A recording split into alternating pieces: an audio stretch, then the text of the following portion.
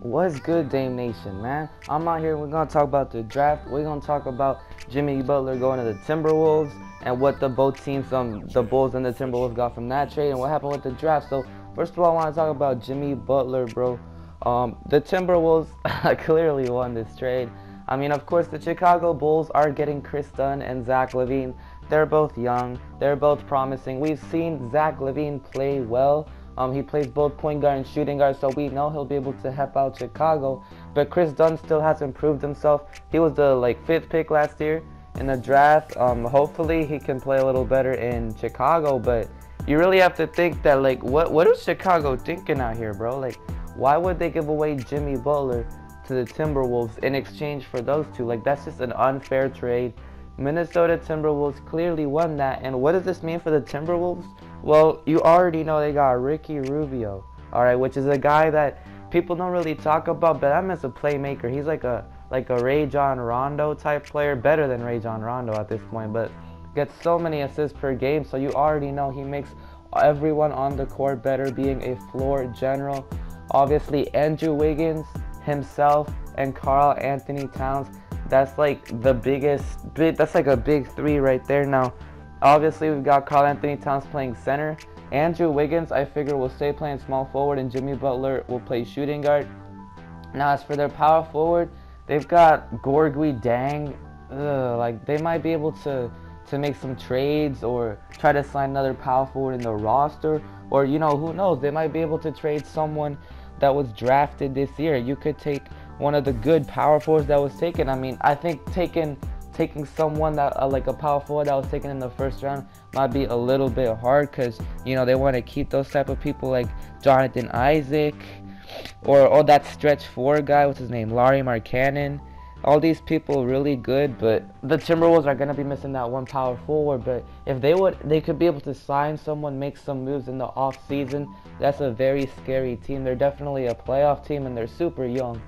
And talking about the draft, everything that happened, this was a pretty obvious draft. The mock drafts were actually almost completely right. That usually doesn't happen. But Markelle Fultz to the 76ers, that's obviously insanely scary, because you've got Ben Simmons and Joel Embiid, and you can't forget about people like Dario Saric or Jahlil Okafor, who can play good and they're young, and that's scary. Now they're gonna be a bit rough at first, obviously, because they're all young. They don't have a veteran leader like the Timberwolves just got, but they have a ton of young players that can play good. Oh, Joel Embiid, who already plays super well. Ben Simmons, who's gonna be playing finally. I think people sleep on how good Ben Simmons is gonna be, or they forgot how good he's gonna be, because I wouldn't be surprised if he took Rookie of the Year. And Markelle Fultz, obviously, a very good, obvious first pick. He can really turn into an all-star Dwayne Wade type player, pure shot creator / slasher. Lonzo Ball to the Lakers, obviously. Now the Lakers, they could be real scary. I think people are kind of giving them a little too much. It really depends how everyone develops there. Obviously with Lonzo Ball, Brandon Ingram, Jordan Clarkson, Julius Randle, Brook Lopez.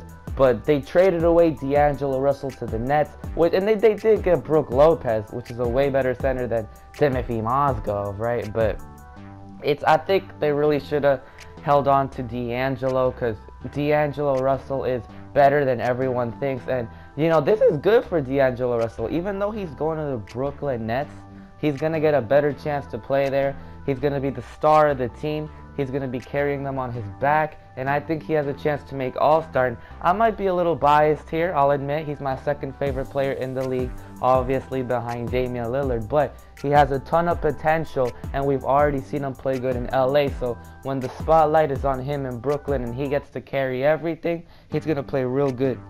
Now talk about the rest of the picks. Jason Tatum, obviously, to my Boston Celtics. Didn't know Boston Celtics are my favorite team in the league. I think Jason Tatum, he's obviously going to be good, but I don't really think he can be all-star potential. He's just kind of that player that'll be solid and can play be a six-man, come off the bench and do a ton. But I just playing on a team like the Boston Celtics, who might be making moves this offseason, it might be hard for him to get a lot of playing time or be able to produce as much as he might be able to. But he's going to automatically start winning as a rookie. And if the Celtics can land a good free agent, They've been talking about Gordon Hayward going to the Celtics. That's really exciting. But if Gordon Hayward does go to the Celtics, they play the same position, so that's not good for Jason Tatum. So I don't expect him to win Rookie of the Year, but he's going to be really good coming off the bench. Josh Jackson to the Phoenix Suns. That's obviously a really good pick right there. He's a lockdown defender caliber player. He's really more of a point forward type person. He really passes the ball well for a guy his size. Really good addition to Phoenix. He's going to play good over there next to, Devin Booker.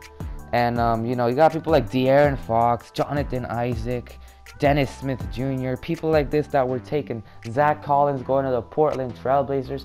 Really excited about that. We could use another big over there in Portland. So really excited about Zach Collins. Hopefully, he'll be able to develop. Of course, he was a one-and-done player, played for Gonzaga.